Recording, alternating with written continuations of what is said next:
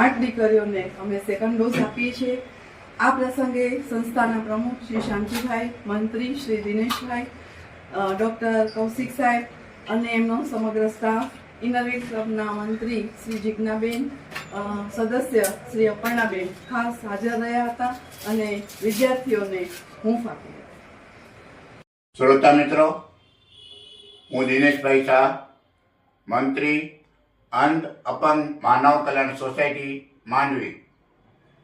Cervical cancer અટકાવવા માટે માંડવીની સેવાકીય સંસ્થા ઇનરવેટ ક્લબે ખૂબ જ પ્રેરણાદાયી કાર્ય કરેલ છે।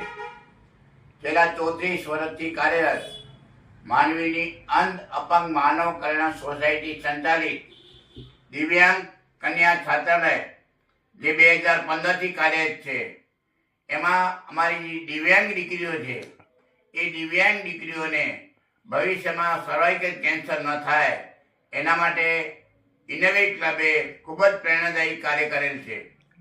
આજથી 2 મહિના પહેલા ઇનરવેટ ક્લબે એને સર્વાઇકલ કે વિરોધી રસી આપી હતી। 2 મહિના સંપન્ન થતા તાજેતરમાં માંડવીની એમ્સ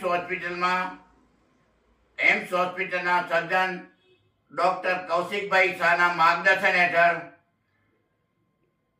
રસીકરણ, જેને કહી કે સર્વાઇકલ કેન્સર વિરોધી રસી આપવામાં આવી હતી। આમ માંડવીના ઇનરવેટ ક્લબે ખૂબ જ પ્રેરણાદાયી કાર્ય કરેલ છે।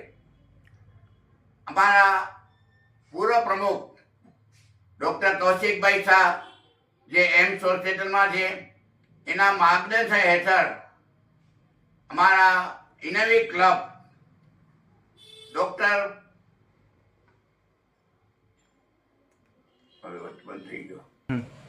ઇનરવેટ ક્લબના પ્રમુખ શ્રીમતી પ્રજ્ઞાબેન પોપટ, મંત્રી હોદરવાલાબેન અને ડૉક્ટર કિંજલબેન કૌશિકભાઈ શાહ ની ઉપસ્થિતિમાં અમારી અંધ અપંગ માનવ કલ્યાણ સોસાયટીના પ્રમુખ શાંતિલાલભાઈ ગણાત્રા, મંત્રી હું દિનેશ શાહ અને છાત્રાલયના ગૃહમાતા પ્રવીણાબેન પાટોળીની ઉપસ્થિતિમાં આ જે દિવ્યાંગ દીકરીઓ છે એને સર્વાઇકલ વિરોધી રસી આપવામાં આવી છે। ખરેખર સર્વાઇકલ રસી વિરોધી રસી ખૂબ જ જરૂરી છે।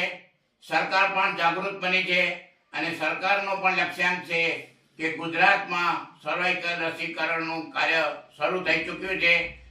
અમે અમારી સંસ્થા અંધ અપંગ માનવ કલ્યાણ સોસાયટી માંડવીની જે ઇનરવેટ ક્લબ જે સેવા કરી છે એ સંસ્થાના અમે ખૂબ ખૂબ આભાર માનીએ છીએ। જય જિનેન્દ્ર।